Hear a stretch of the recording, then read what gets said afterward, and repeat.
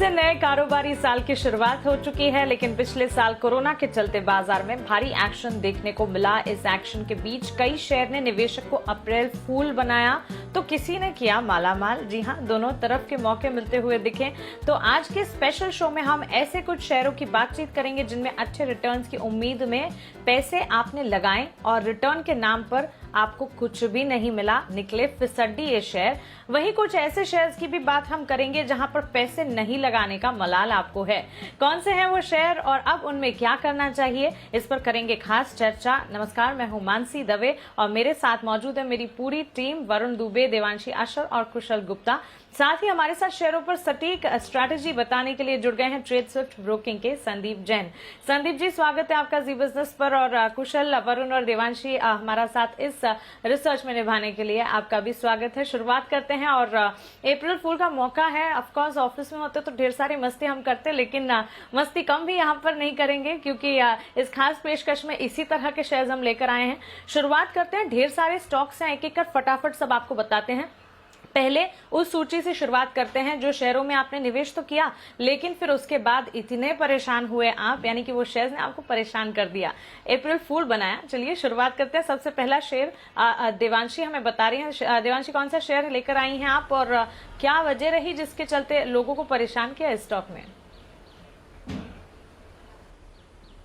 बिल्कुल मानसी, आप देखिए पिछले साल अगर हम बात करें तो एक दूसरे को अगर अप्रैल फूल नहीं बनाया, लेकिन कोरोना ने जितना लोगों को फूल बनाया है, हम सबको घर में बिठा दिया है जैसे कि हम देख रहे हैं। तो सबसे बड़ा अप्रैल फूल हमने इस बार देखा है कि कोरोना के चलते होता हुआ दिखा है। लेकिन कई ऐसे स्टॉक्स थे जिसमें हमने देखा पिछले साल काफ़ी असर आता हुआ दिखा और काफ़ी हाइप बना था कोरोना के चलते कि जो पहली वैक्सीन है वो किसकी तरफ से आएगी, कौन सी कंपनी है जिसके वैक्सीन को मंजूरी मिलेगी। और अगर आपको याद हो तो सबसे पहली वैक्सीन जो आने की उम्मीद थी वो फाइजर की तरफ से थी।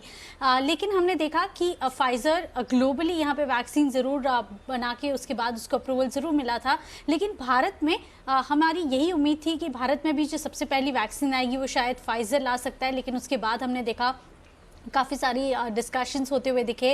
फाइनली 2021 में हमने देखा कि फाइजर को दिक्कत ये थी कि अपने प्राइसिंग के हिसाब से उनको वैक्सीन लानी थी और इसके बाद हमने देखा कि फाइजर ने अपनी जो जितना भी रिक्वेस्ट थी वैक्सीन लाने की उसको वापस ले ली थी। तो उसके बाद हमने देखा कि फाइजर के शेयर में काफ़ी ज़्यादा गिरावट आई थी। तो जो सबसे पहला शेयर जिसकी हम बात कर रहे हैं वो फाइजर था। बहुत ही गेंस या बहुत ज़्यादा लगातार इस स्टॉक में गेंस बनते हुए दिखे, लेकिन उसके बाद जब उन्होंने रिक्वेस्ट वापस ली तब हमने देखा कि इस शेयर में ऊपरी लेवल से काफ़ी दबाव बना और उसके बाद इस स्टॉक में लगातार प्रेशर आता हुआ दिखा था। एमएनसी कंपनी है, भरोसा काफ़ी था, फंडामेंटल्स काफ़ी अच्छे थे, लेकिन इसी उम्मीद में काफ़ी रिटेलर्स ने इसको लिया था। लेकिन अब काफ़ी ऐसे निवेशक हैं जो हमसे रोज़ सवाल करते हैं कि अब फाइजर में क्या करना चाहिए। चलिए, तो पहला शेयर फाइजर। जैन साहब, आपकी राय हम जानना चाहेंगे। भरोसा तो काफी दिलाया इस शेयर ने, लेकिन अब सवाल उठ खड़ा हुआ है। आपको क्या लगता है फाइजर पर आपका आउटलुक क्या है? नहीं, I am very very bullish on the stock. देखिए, सबसे पहले तो दाद देना चाहूंगा, जबरदस्त थीम है, लवली एंड इंटरेस्टिंग थीम, और स्टॉक्स का जो सिलेक्शन है वो भी जबरदस्त है। एंड फाइजर, मैं ये कहूंगा कि देखिए इसने वैसे फूल नहीं बनाया। मैं यही कहूंगा कि नीचे के लेवल्स पे हमने जब मार्च का लास्ट वीक था तब ये 3300-3400 के लेवल से रेकमेंड करके और बहुत ऊपर के लेवल्स पे जी बिजनेस में हमने रेकमेंड करके निकलवाया भी है लोगों को। बट यस, वैक्सीन के फ्रंट पे इंडिया में इसने फूल बनाया एक तरीके से। But overall I am very very bullish. One of the biggest pharma companies, one of the best research basis. और देखिए, मुझे भी ये लग रहा था कि जिस कंपनी ने वायग्रा बनाया तो वो कंपनी वैक्सीन में भी सक्सेसफुल होगी, और इंडिया में कुछ टेम्परेचर और इश्यूज और कुछ प्राइसिंग के इश्यूज को लेकर नहीं आ पाए।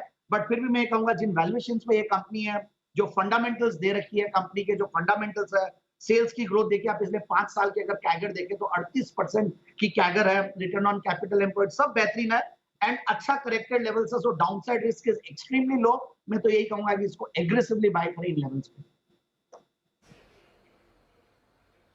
ठीक है, तो चलिए, कुछ खबरों के चलते पीछे जरूर हटा हुआ है ये शेयर, या पीछे एक बार खिंच जरूर गया, लेकिन फिर भी आगे उम्मीदें कायम हैं। अगला शेयर वरुण हमें बताएंगे। वरुण, बताएं, अप्रैल फूल की थीम को लेकर आप कौन सा शेयर बता रहे हैं? शेयर ने परेशान किया है लोगों को?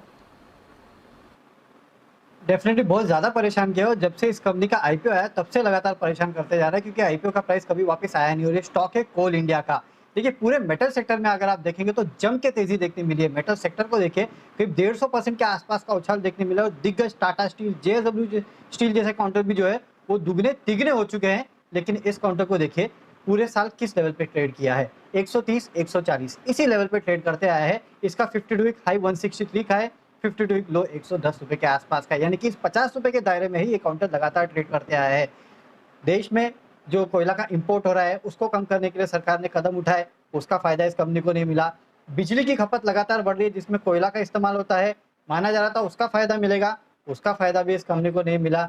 इसके अलावा अगर आप देखेंगे तो ये स्टॉक जो है पूरी तरह से अंडर परफॉर्मर रहा है। डिविडेंड डील के नाम पे लोगों ने स्टॉक को खरीदा, एक साल में करीब 12.5 रुपए के आसपास का डिविडेंड दिया। डिविडेंड डील 10% के आसपास है, लेकिन कैपिटल एप्रिसिएशन जो है वो ऑलमोस्ट नेग्लिजिबल है इस काउंटर का। तो ये स्टॉक ऐसा स्टॉक है जिसपे लगातार ब्रोकरेज हाउस भी कहते गए 180-200 का लेवल देखने मिलेगा, लेकिन वो कभी आया नहीं। उम्मीद थी लेकिन उम्मीद पे बिल्कुल भी खरा नहीं उतरा है स्टॉक। बिल्कुल, तो कोल इंडिया अगला शेयर हमारी तरफ से। संदीप जी, आप क्या कहेंगे? उम्मीदें तो बड़ी बड़ी लगाई लोगों के, काफी ज्यादा गोल्स भी थे इस शेयर को लेकर, लेकिन जो भी उम्मीदें थे उस पर खरा नहीं उतर पा रहा है शेयर।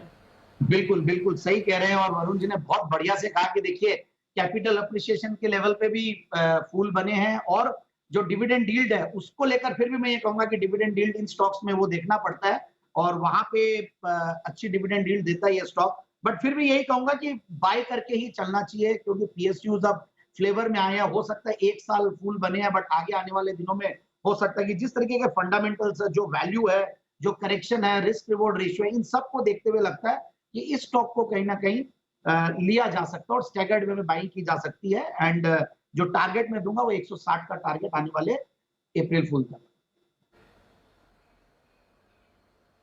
ठीक है, तो एक बार बाइंग करने के बारे में स्टैगर्ड मैनर में सोचा जा सकता है। टारगेट्स भी संदीप जी ने आपको सुझाए हैं, लेकिन कोरोना काल में क्या या फिर उससे पहले भी कभी हमने ऐसा सोचा था कि खाने पीने मौज मस्ती पर ताला लग सकता है? जी हाँ, ऐसा भी हुआ। एंटरटेनमेंट, मूवीज, ये सब भी खत्म होता हुआ दिखा। कह सकते हैं कि एक तरह से लॉकडाउन वहां पर भी लग गया, उसका असर भी कुछ शेयरों पर पड़ा है। कुशल हमें बताएंगे कौन सा शेयर है जिसने एक तरह से अप्रैल फूल बनाया और लोगों को परेशान किया। कुशल बताएं। बिल्कुल मानसी, इनफैक्ट मूवी की आप बात कर रहे थे और यहाँ पर कहीं ना कहीं इम्पैक्ट जो है लगातार, जैसे कि लॉकडाउन रिड्यूस होने लगे, इनफैक्ट यहाँ पर जो रिस्ट्रिक्शंस लगे हुए थे जब कोविड शुरू हुआ था उसके बाद से कहीं ना कहीं ये अटकलें लगाई जा रही थी कि यहाँ पर बहुत बड़ा इम्पैक्ट आता हुआ नज़र आएगा। और पीवीआर में अगर आप स्पेशली देखें तो 52 वीक लो जो कंपनी ने बनाया है वो 19 मई को बनाया था 706 रुपये के लेवल्स का। उसके बाद से जब जून से ऑनवर्ड जो है लॉकडाउन की अनलॉकिंग होने लगी, इनफैक्ट जो फर्स्ट फेज़ आया उसके बाद से कहीं ना कहीं इन्वेस्टर्स को एक्सपेक्टेशंस थी कि यहाँ पे काफ़ी ज़्यादा जल्दी जो है बेहतरी के संकेत देखने को मिलेंगे। पर वापस से अब वो जो कोविड के केसेस आ रहे हैं, मूवी रिलीज डेट्स जो हैं वो आगे एक्सटेंड होती हुई जा रही है और इसी वजह से अगर आप देखें तो 21 जनवरी को जो इसने हाई बनाया था करीब 1600 रुपये का, उसके बाद उससे फिसल कर ऑलमोस्ट 1200 रुपये के लेवल्स पर फिर से पीवीआर ट्रेड करता हुआ नजर आ रहा है। तो कंटिन्यूअस अनिश्चितता के फेज़ में जो है ये स्टॉक हमें नजर आ रहा है और इसी वजह से निवेशक परेशान है इसमें निवेश करके। बिल्कुल संदीप जी, पीवीआर है हमारी तरफ से अगला शेयर। और इनफैक्ट देश में लॉकडाउन खत्म होने के चलते तेजी आई, लेकिन ये जो तेजी खुशी के दिन थे वो ज्यादा टिक नहीं पाए। उतार चढ़ाव के बीच ही लगातार पिछले एक साल से हम देख रहे हैं इसके कारोबार और साथ ही स्टॉक में भी मूवमेंट है। आपकी राय क्या होगी? बिल्कुल, मैं तो वैसे फूल बनाऊं कि मुझे लगा था कि जब किसी बिजनेस का कारोबार ही नहीं चल रहा है, किसी कंपनी का, और बहुत टूटना चाहिए, बट जिस तरीके से बाउंस किया तो देखिए कितने स्ट्रॉन्ग इनके लिए व्यूज और इन्वेस्टर्स कितने आतुर है कि स्टॉक को लिया जाए। So one of the worst affected sectors था और मैं ये कहूंगा कि 705 से 1600 तक का सफर था पूरे साल में। So long term investors can hold the stock. मुझे ऐसा लगता है कि वापस से रिवाइवल आएगा, बट यस, वापस से लॉकडाउन और कई स्टेट में हो रहा है, so one has to be very cautious.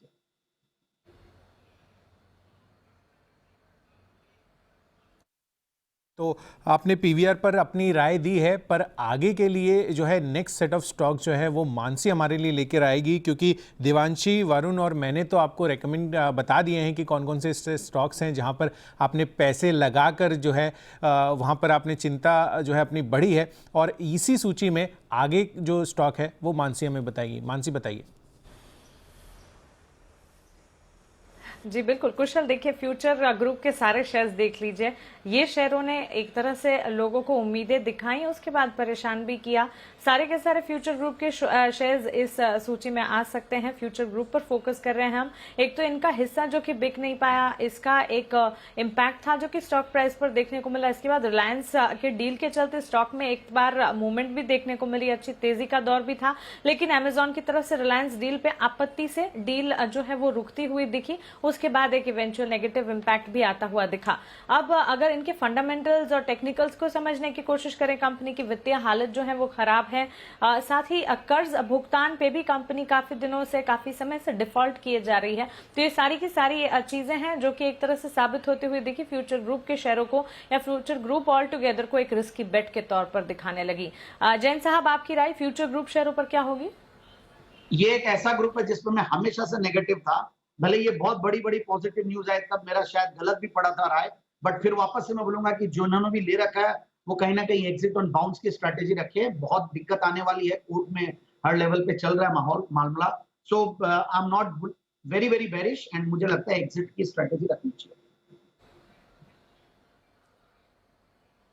Okay तो चलिए, अब हमने आपको वो सारे शेयर्स बता दिए हैं एक एक करके जिसमें पैसे लगाकर अगर किसी ने लगाए हैं तो पछताएं लोग, लेकिन आप वो सोचिए, आपको बताते हैं जहां पर पैसे अगर नहीं लगाएं तब भी आप पछताएं, क्योंकि शेयरों ने ऐसा सरप्राइज किया है कि आप सोच रहे होंगे कि यहां पर हमने निवेश क्यों नहीं किया।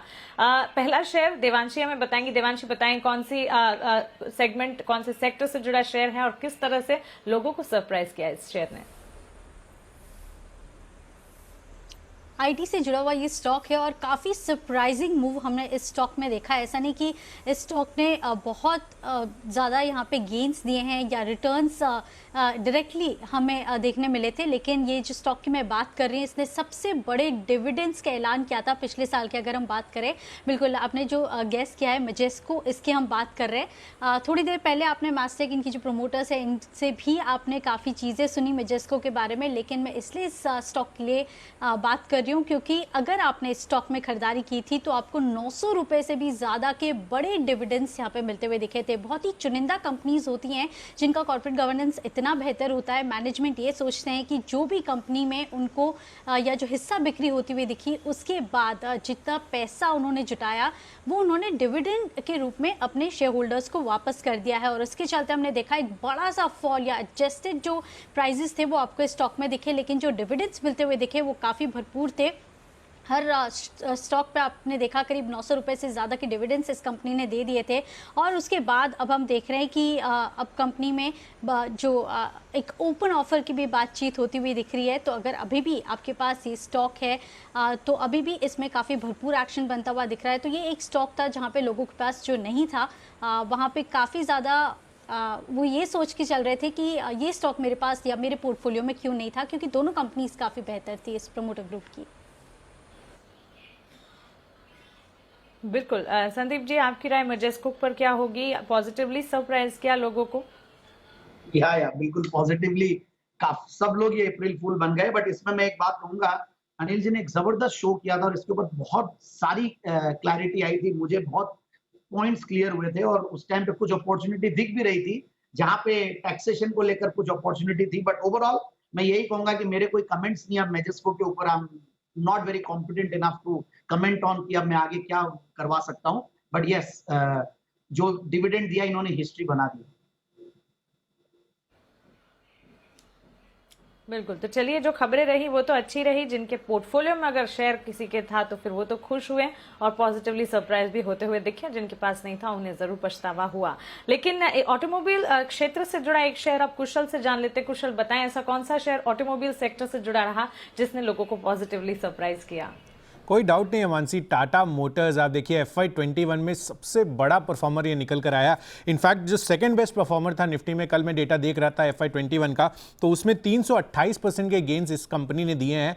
और दूसरा जो सेकंड स्पॉट पे था वो था हिंडाल्को, जहां जिन्होंने करीब 242% के रिटर्न दिए हैं। आपको ट्वीट तो याद ही होगा, आजकल तेरे मेरे प्यार के चर्चे हर जुबान पर, तो वो वाला जो ट्वीट था उससे काफ़ी ज़्यादा हाईलाइट में आता हुआ दिखा था, जो टेस्ला के साथ इनके करार की बातें चल रही थी। थी। और साथ ही आपने देखा कि ईवी को लेकर जिस तरह से सरकार की प्रतिक्रियाएं हैं और यहाँ पर टेस्ला की भी जब भारत में एंट्री हो गई है, ये स्टॉक काफ़ी बड़ा फोकस में आता हुआ नजर आ रहा है। और पैसेंजर व्हीकल्स आप देखिए, इनके जो month on month in fact year on year आंकड़े आते हुए दिख रहे थे, वो काफ़ी सिग्निफिकेंटली बेहतर होते हुए दिख रहे हैं और सीवी साइकिल में भी रिकवरी है। तो ओवरऑल अक्रॉस सेगमेंट जो है firing on all cylinders Tata Motors में हमें देखने को मिली है। और स्क्रैपेज पॉलिसी को लेकर भी जो जिस तरह के ऐलान किए गए हैं, उससे भी काफ़ी बड़ा फायदा टाटा मोटर्स को पहुंचता हुआ दिखा है। तो 52 वीक लो अगर आप देखें तो 3 अप्रैल को करीब 65 रुपए के भाव पर ये बिक रहा था और ऑलमोस्ट इन्होंने 350 रुपए के हाइज लगाए हैं। तो अपने आप में काफ़ी सिग्निफिकेंट स्पाइक आपको स्टॉक में देखने को मिली है। बिल्कुल संदीप जी, कोई दो राहें नहीं है। टाटा मोटर्स यहाँ पर कंपनी आने और कंपनी के कारोबार ने शेयर धारकों को काफी ज्यादा खुश किया है। आपकी राय क्या होगी? या बिल्कुल, टाटा मोटर्स ने भी बाजार में ऐसा काम कर दिया जो अभी गाने की बात चल रही थी तो मैं उसकी आगे की लाइन गाया हूँ। सो टाटा मोटर्स ने देखिए बहुत पॉजिटिवली सरप्राइज किया and I was very very bearish about the stock शुरुआत में जब इनके डेट्स के फिगर्स को देख के, बट मैनेजमेंट ने जो कन्विक्शन दिखाया और मैनेजमेंट ने जो हौसला बढ़ाया इन्वेस्टर्स का कि हम लोग अब इसमें डेट्स को लेकर काफी चिंतित है और हम लोग आगे इसको रिड्यूस करेंगे, एंड फिर दिग्गज इन्वेस्टर्स भी कुछ निवेश किए इसमें। सो ओवरऑल मैं यही कहूंगा कि टाटा मोटर्स डीबीआर पे भी ध्यान रखा जा सकता है, बट मैं यही डिस्काउंट बढ़ा टाटा मोटर्स और टाटा मोटर्स डीबीआर में, that can be one opportunity, but overall मेरी तरफ से पार्शियल प्रॉफिट बुकिंग की ही राय है। ओके, तो चलिए पॉजिटिव है यहाँ पर टाटा मोटर्स पर संदीप जी भी। लेकिन अगले शेयर की तरफ आगे बढ़ते हैं। और जब किसी कंपनी को कारोबार में काफी ज्यादा ऑर्डर्स लगातार मिलते हुए दिखे तो इस बात को बिल्कुल समझिएगा कि कंपनी अच्छा प्रदर्शन दिखा रही है और अच्छे लेवल्स पर काम कर रही है, जिसके चलते अच्छे ऑर्डर्स मिल रहे हैं। मैं ठीक कह रही हूँ नहीं वरुण? कौन सा शेयर आप बताने वाले हैं अगला?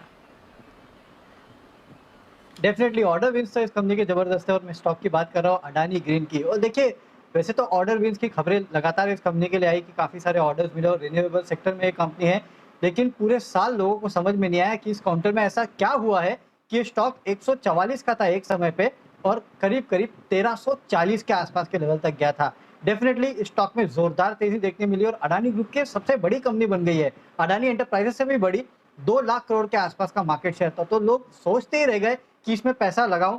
जिसने नहीं लगाया वो सबसे ज्यादा पछताया है, लेकिन जिसने लगा भी लिया है उसको आज तक समझ में नहीं आया कि इतनी तेजी आई क्यों। बिल्कुल संदीप जी, अदानी ग्रीन पर आपका क्विक रिव्यू हम जानना चाहेंगे। बिल्कुल, मैं तो बहुत गलत पढ़ा हूँ इस ग्रुप पे और इस पर्टिकुलर स्टॉक पे और फूल ही बनाओ पूरा एक्चुअली में। तो मैं तो यही राय दूंगा कि जिन्होंने ले रखा है वो प्रॉफिट बुकिंग करते चले, इतने बड़े रिटर्न्स नहीं मिलते हैं जनरली लाइफ में। और ट्रेलिंग स्टॉप लॉस के साथ अगर समझदार ट्रेडर टाइप के इन्वेस्टर हैं, ट्रेडवेस्टर हैं, तो ट्रेलिंग स्टॉप लॉस के साथ बने रहे, वैसी एक स्ट्रेटेजी बना सकते हैं, बट ओवरऑल प्रॉफिट बुकिंग की राय है। बिल्कुल संदीप जी, तो अदानी ग्रीन पर आपकी प्रॉफिट बुकिंग की राय है, पर एक राउंड और भी हो गया हमारा मानसी। तो देवांशी ने जिसको बताया, मैंने आपको टाटा मोटर्स बताया और वरुण ने अदानी ग्रीन पर अभी अपनी बातें रखी। फ्यूचर ग्रुप के बाद आपका अगला कौन सा स्टॉक है जिस पर आपकी नज़र है और अप्रैल फूल के दिन पर?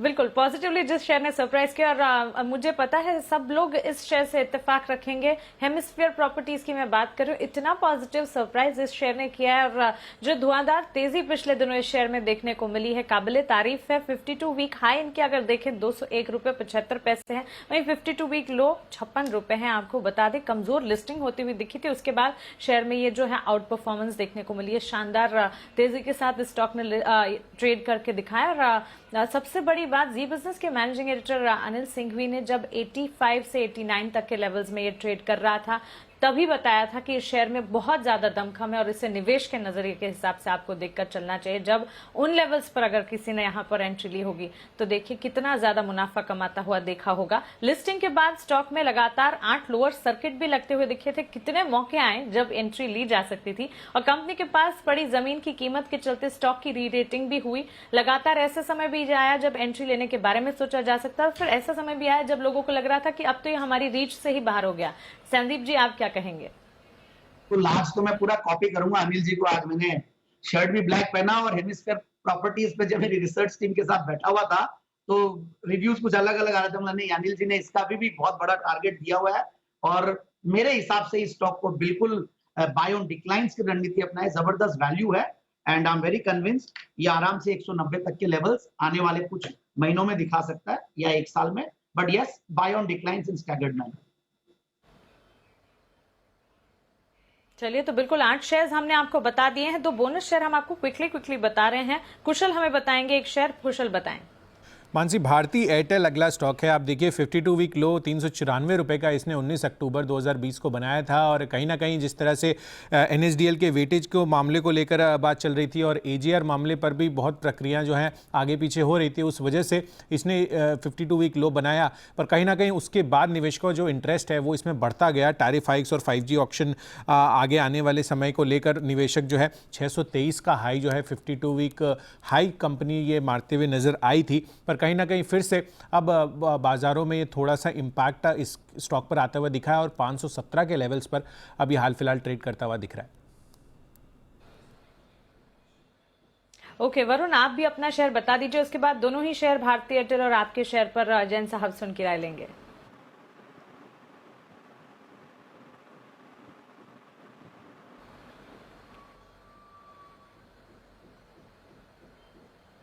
वरुण, आपकी तरफ से जो आखिरी शेयर है वो आप बता दीजिए।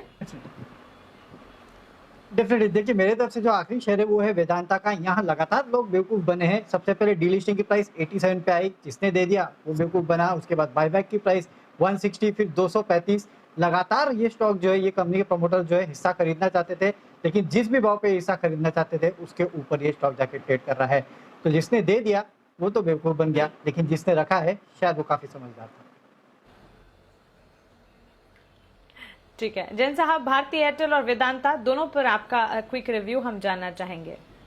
भारती में आई एम क्वाइट बुलिश। मेरे हिसाब से भारती को लेके चलना चाहिए और अच्छा खासा परफॉर्म करेगा आने वाले 1-1.5 साल 2 साल में।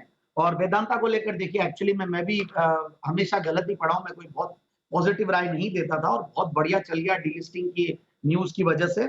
सो फिर भी मैं ये कहूंगा कि थोड़ी पार्शियल प्रॉफिट बुकिंग करनी चाहिए स्टॉक में। पोटेंशियल बहुत है, बेस मेटल्स और जो भी चीजों में ये डील करते हैं सब में बहुत बड़ी बड़ी तेजी आई हुई है। So it can go, but still मेरे पास दूसरे ऑप्शंस है तो मैं वहां पे ज्यादा ध्यान दूंगा।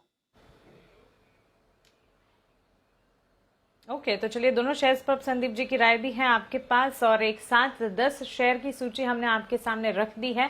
थीम हमने आपको बताया, उसके साथ ही उससे जोड़कर ये शेयर्स हमने आपको बताए। उम्मीद करते हैं आप इन शेयरों पर खास फोकस करेंगे। जो शेयर्स ने आपको सरप्राइज किया उससे खुश होंगे और जिन शेयर ने आपको नेगेटिवली सरप्राइज किया है उनसे दूर रहने की भी कोशिश करेंगे, एक बार निकलने के बारे में भी सोचेंगे। संदीप जी शुक्रिया तमाम जानकारी के लिए, सवालों के जवाब देने के लिए, आपकी रिकमेंडेशन हमें इन तमाम शेयरों पर बताने के लिए। देवांशी, वरुण और कुशल, आपका भी शुक्रिया हमारे साथ बने रहने के लिए। और इसी के साथ हमारी इस खास पेशकश में इतना ही। आप बने रहे जी बिजनेस के साथ। नमस्कार।